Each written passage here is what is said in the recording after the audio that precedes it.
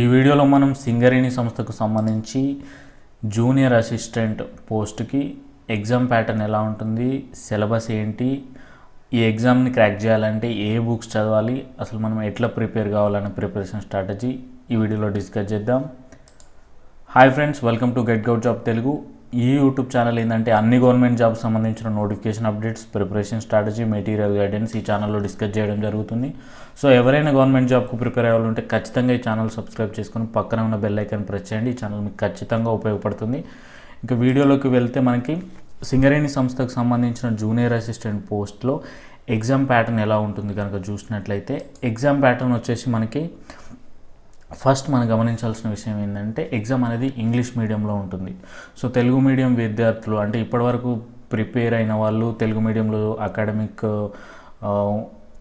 Background ఉన్న వాళ్ళందరూ గమనించాల్సిన విషయం ఏంటంటే ఇంగ్లీష్ మీడియంలోనే ఎగ్జామ్ ఉంటుంది. సో దానికి తగ్గట్టు మిమ్మల్ని మీరు సన్నద్ధం చేసుకోవాల్సి ఉంటుంది. సో ఎగ్జామ్లో వచ్చేసి నో నెగిటివ్ మార్కింగ్, అంటే నెగిటివ్ మార్కింగ్ ఏమీ ఉండదు. ఇప్పటి వరకు అంటే మనం ప్రీవియస్ ఎగ్జామ్స్ని కనుక ఇదే సంస్థకు సంబంధించిన జూనియర్ అసిస్టెంట్ నోటిఫికేషన్స్ ప్రీవియస్లో కనుక చూసినట్లయితే నెగిటివ్ మార్కింగ్ ఏమీ లేదు. ఇప్పుడు కూడా మనం నెగిటివ్ మార్కింగ్ ఏమీ ఉండదని ఆశిస్తున్నాము. సో ఎగ్జామ్ వచ్చేసి 2 గంటల డ్యూరేషన్ ఉంటుంది. ఎగ్జామ్ వచ్చేసి 150 మార్కులకు ఉంటుంది. సో ఇవి ఎగ్జామ్ ప్యాటర్న్కి సంబంధించిన విషయాలు. నెక్స్ట్ వచ్చేసి సిలబస్. సో మనకి ఏ విభాగాల నుంచి వెళ్ళి మనకు ఈ ఎగ్జామ్లో క్వశ్చన్స్ అని అడుగుతారు అని కనుక చూసుకున్నట్లయితే, సో ముఖ్యంగా 5 విభాగాల నుంచి వెళ్ళి మనకు క్వశ్చన్స్ అనేటివి రావడం జరుగుతుంది. ఫస్ట్ ఏంటంటే general knowledge, second general English, third ఏంటంటే quantitative aptitude, fourth logical reasoning, fifth computer knowledge.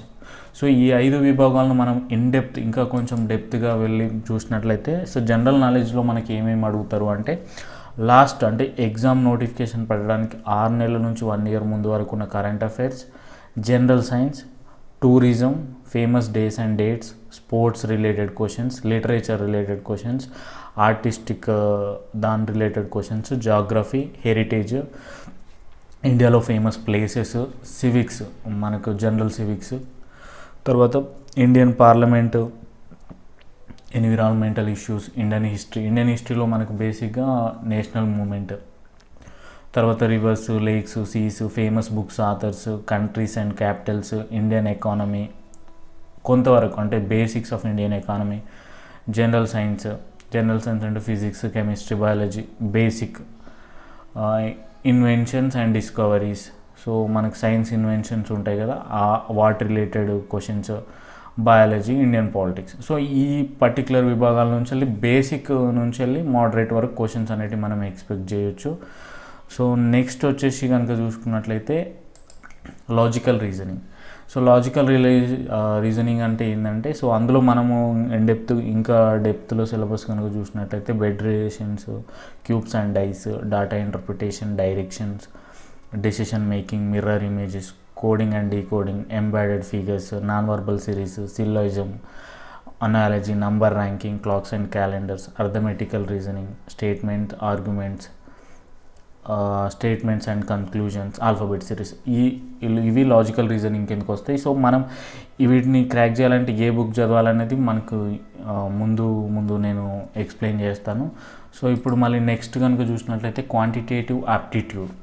Quantitative ఆప్టిట్యూడ్లో మనకి ఏమేమి టాపిక్స్ ఉంటాయంటే problems on ages, mensuration, square root and cube root related questions, numbers, height and distance, probability, partnership, ratio and proportion, time and distance, average, pipes and cistern, logarithm, alligations and mixtures, chain rule, time and work, boat and streams, problem on HCF and LCM, decimal fraction, permutations and combination. So ఈ related topics మీద quantitative aptitude నుంచి మనకు questions అనేటివి రావడం జరుగుతుంది.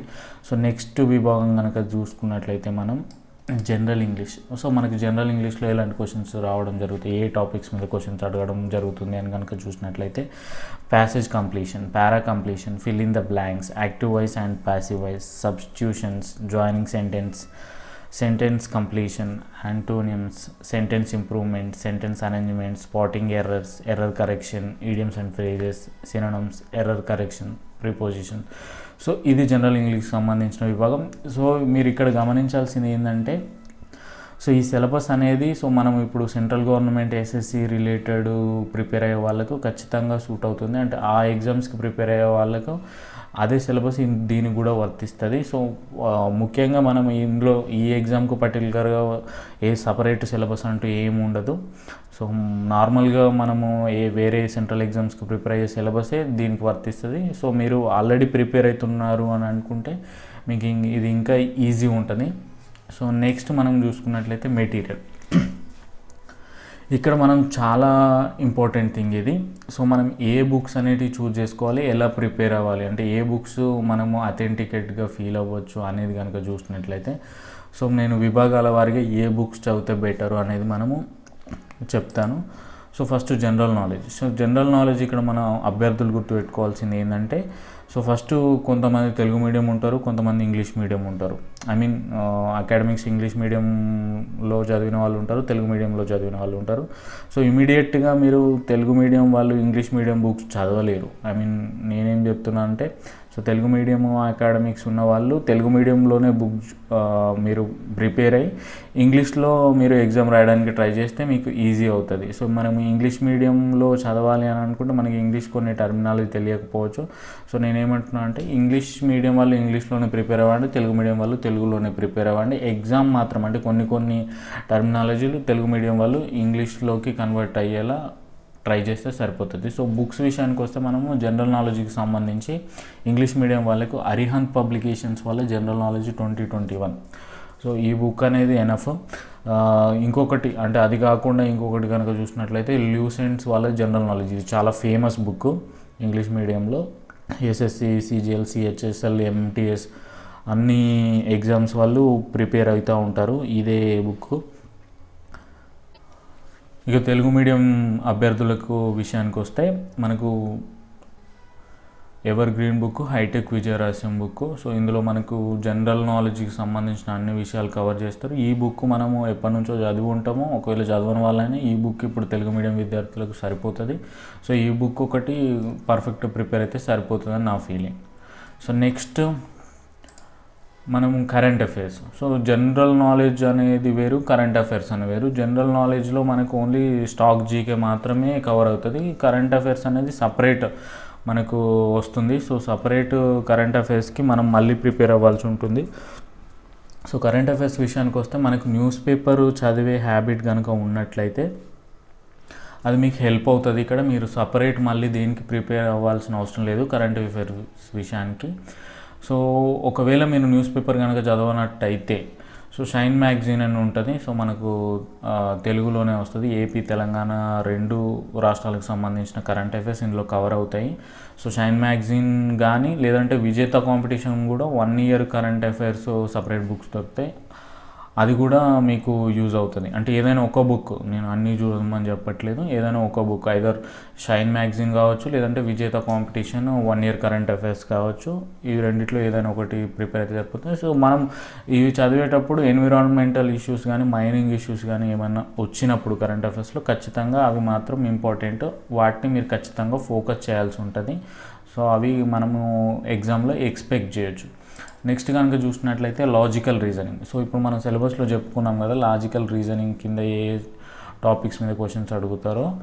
So అవి కనుక మనము దానికి ఏ బుక్ కనుక మనం చూసినట్లయితే ఇంగ్లీష్ మీడియం విద్యార్థులకు అంటే ఇంగ్లీష్ మీడియం బ్యాక్గ్రౌండ్ ఉన్న వాళ్ళకైతే RS Agarwal, S Chand publication సంబంధించి లాజికల్ రీజనింగ్ ఒక బుక్ ఉంటుంది. సో ఇది చాలా పెద్ద బుక్ యాక్చువల్లీ. సో మీరు ఇంత షార్ట్ టైంలో ఇది ప్రిపేర్ అవ్వడం కష్టమే. బట్ మీకు బేసిక్స్ అయినా తెలుసుకోవాలి అంటే కొన్ని ఎట్లా క్వశ్చన్స్ వస్తాయి, ఎట్లా ఆన్సర్ చేయాలని బేసిక్స్ అని తెలుసుకోవాలన్నా మీకు ఫ్యూచర్ పర్పస్లో కూడా ఈ బుక్ యూజ్ అవుతుంది. సో ట్రై చేయండి ఈ బుక్. నెక్స్ట్ మనం చూసినట్లయితే క్వాంటిటేటివ్ ఆప్టిట్యూడ్ విషయానికి వస్తే మనము ఆర్ఎస్ అగర్వాల్ బుక్, ఇది చాలా ఫేమస్ బుక్. మన ఇండియాలో సెంట్రల్ కానీ స్టేట్ ఎగ్జామ్స్ కానీ ఈ బుక్ చాలామందికి యూజ్ అవుతుంది. ఈ బుక్ నుంచే మనకు క్వశ్చన్స్ అనేవి మనకు ఫ్రేమ్ చేస్తారు. సో ఈ బుక్ చదివితే సరిపోతుంది. సో ఇంగ్లీష్ మీడియంలో ఉంటుంది and at the same time Telugu మీడియంలో కూడా అవైలబుల్ ఉంటుంది ఈ బుక్. సో ఇది కాకుండా ఇప్పుడు కొంత భాగ్యనగర్ యూనిక్ కానీ ఎస్ఐ కానిస్టేబుల్కి సంబంధించి ఇన్స్టిట్యూషన్స్ ఉంటాయి. సో వీటిలో మెటీరియల్ కూడా కొంచెం క్వాలిటీగానే ఉంటుంది. షార్ట్ కట్స్ అన్నీ అంటే వాళ్ళు నాన్ మ్యాథ్స్ అభ్యర్థులను దృష్టిలో పెట్టుకొని ఈ బుక్స్ రెడీ చేశారు. ఒకవేళ నాన్ మ్యాథ్స్ ఎవరైనా ఉంటే గిట్ట ఈ బుక్స్ అంటే తెలుగు మీడియం విద్యార్థులు నాన్ మ్యాథ్స్ అయ్యి ఉంటే గిట్ట భాగ్యనగర్ కానీ యూనిక్ కానీ ఇట్లాంటి ఇన్స్టిట్యూషన్స్ రిటర్న్ నోట్స్ ఉంటుంది, అవి తీసుకొని కూడా మీరు ప్రిపేర్ అవ్వచ్చు. నెక్స్ట్ వచ్చేసి మనకు జనరల్ ఇంగ్లీష్. ఇది కొంచెం తెలుగు మీడియం విద్యార్థులకైనా ఇంగ్లీష్ మీడియం విద్యార్థులకైనా ఇది కొంచెం టఫెస్ట్ పార్టే. ఎందుకంటే ఈ జనరల్ ఇంగ్లీష్ అనేది మొత్తం గ్రామర్తో కూడిన సబ్జెక్టు. సో దీనికి సంబంధించి మనకు అరిహంత్ పబ్లికేషన్స్ నుంచి ఆబ్జెక్టివ్ జనరల్ ఇంగ్లీష్ అనేది ఒక మంచి స్టాండర్డ్ బుక్, ఎస్పి బక్షిది ఇది. సో ఈ బుక్ కనుక ప్రిపేర్ అయితే ఎనఫ్. ఇది కూడా కొంచెం పెద్ద బుక్కే. సో ఇందులో మీరు బేసిక్ గ్రామర్ రూల్స్ కానీ ఇవి కొంచెం షార్ట్ టైంలోనే ప్రిపేర్ అవ్వచ్చు. ఇది కూడా ఒకసారి ట్రై చేయండి.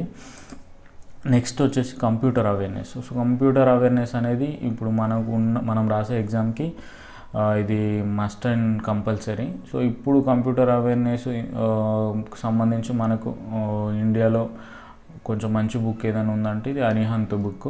సో అరిహంత్ పబ్లికేషన్ వాళ్ళ కంప్యూటర్ అవేర్నెస్ బ్యాంక్ ఎగ్జామ్స్ కానీ ఎస్ఎస్సిలో కానీ సో అన్ని ఎగ్జామ్స్కి ఈ బుక్ కొంచెం వ్యాలిడ్ బుక్. సో మీరు కొంచెం ఈ బుక్ ఒకవేళ దొరికితే ఇది తీసుకొని కంప్యూటర్ అవేర్నెస్ సంబంధించిన క్వశ్చన్స్ మనము కవర్ చేయొచ్చు. కంప్యూటర్ అవేర్నెస్ అంటే చాలా డెప్త్గా ఏం అడగరు, చాలా బేసిక్సే అడుగుతారు. కాబట్టి ఈ బుక్ సరిపోతుంది. ఈ బుక్ ఒక్కసారి రిఫర్ చేసినా మీకు కొంచెం అవగాహన అనేది వస్తుంది. సో ఇది మనకు బుక్స్కి సంబంధించిన ఇన్ఫర్మేషను. సో నెక్స్ట్ వచ్చేసి మరి ఈ బుక్స్ మనం తీసుకున్నా కూడా అసలు ఎట్లా ప్రిపేర్ అవ్వాలనే ఒక స్ట్రాటజీ అనేది మనకు ఉండాలి. సో ఇప్పుడు మనకున్న తక్కువ టైంలో మనం అన్నీ books at the same time అంత సిలబస్ కవర్ అయ్యేటట్టు చదివితేనే మనం ఎగ్జామ్ క్రాక్ చేయడానికి అవకాశం ఉంటుంది. సో మన ప్రిపరేషన్ స్ట్రాటజీ అనేది ఎట్లా ఉండాలనేది సో బ్రీఫ్గా నేను చెప్తాను. ఇది నా పాయింట్ ఆఫ్ వ్యూ. మీకు ఏదైనా హెల్ప్ అయితే ఫాలో అవ్వండి. సో ఫస్ట్ వచ్చేసి ఐడెంటిఫై యువర్ స్ట్రెంగ్త్స్. సో మనకు ప్రతి ఒక్క మనిషికి స్ట్రెంగ్త్స్ ఉంటాయి, వీక్నెస్ ఉంటుంది. సో స్ట్రెంగ్త్ అంటే ఏంటంటే ఇప్పుడున్న మీకు సిలబస్ తెలిసింది, ఎట్లా చదవాలనో తెలిసింది. సో ఇందులో మీకు ఏది బలం ఏది బలహీనత అనేది మిమ్మల్ని మీరు ఐడెంటిఫై చేసుకోవాలి. సో స్ట్రెంగ్త్ అంటే ఏంటంటే ఇప్పుడు సపోజ్ మీరు ఇంగ్లీష్ మీడియం అనుకోండి, సో అది మీకు ఈ ఎగ్జామ్లో స్ట్రెంగ్త్ అవుతుంది. మ్యాథ్స్ అయిందనుకోండి, అంటే మీరు మ్యాథ్స్ బ్యాక్గ్రౌండ్ నుంచి వచ్చారు అనుకోండి, మీకు మ్యాథ్స్ కొంచెం ఈజీ అవుతుంది. సో మీకు మ్యాథ్స్ స్ట్రెంగ్త్ అవుతుంది. సో ఇప్పుడు మీరు నాన్ మ్యాథ్స్ అభ్యర్థి అనుకోండి, మీకు మ్యాథ్స్ అనేది వీక్నెస్ అవుతుంది. సో మీరు ఆ ప్లేస్లో స్ట్రెంగ్త్ అని అవ్వాలి. సో ఇట్లా మీకు ఏది స్ట్రెంగ్త్ ఏది వీక్నెస్, సో వీక్ ఉన్న ఏరియాని మీరు ఫస్ట్ స్ట్రెంగ్తన్ చేసుకోవాలి. సో నాన్ మ్యాథ్స్ వాళ్ళు ఇప్పుడు ఫస్ట్ కొంచెం మ్యాథ్స్ మీద ఎక్కువ ఎఫర్ట్ పెట్టాలి. నాన్ ఇంగ్లీష్ మీడియం వాళ్ళు ఇంగ్లీష్లో క్వశ్చన్స్ ఉంటుంది, ఇంగ్లీష్ మీడియంలో పేపర్ ఉంటుంది. కాబట్టి సో బేసిక్ ఇంగ్లీష్ అంటే టెర్మినాలజీని మీరు కొంచెం అవగాహన చేసుకోవాలి. సో ఇది ఫస్ట్ ఎవరి ఇండివిజువల్గా వాళ్ళు వాళ్ళ స్ట్రెంగ్త్స్ అండ్ వీక్నెస్ అనలైజ్ చేసుకొని సో మనం ఏ పార్ట్లో వీక్ ఉన్నాం, ఏ పార్ట్లో స్ట్రెంగ్త్ ఉన్నాం అనేది చేసుకొని దానికి తగ్గట్టు మీరు ప్రిపేర్ అవ్వడం స్టార్ట్ చేయాలి. నెక్స్ట్ వచ్చేసి understand the syllabus and stick to any one book. So మీరు ఏదైనా బుక్ ఒకటి ప్రిపేర్ అవ్వడం స్టార్ట్ చేస్తే అదే బుక్ను బ్లైండ్గా చదివేయండి. సో మనకున్న తక్కువ టైంలో బుక్స్ కనుక చేంజ్ చేసినట్లయితే ఏమవుతుందంటే సో ఒక్కో బుక్ ఒక్కో ప్రాస్పెక్టివ్లో ఉంటుంది.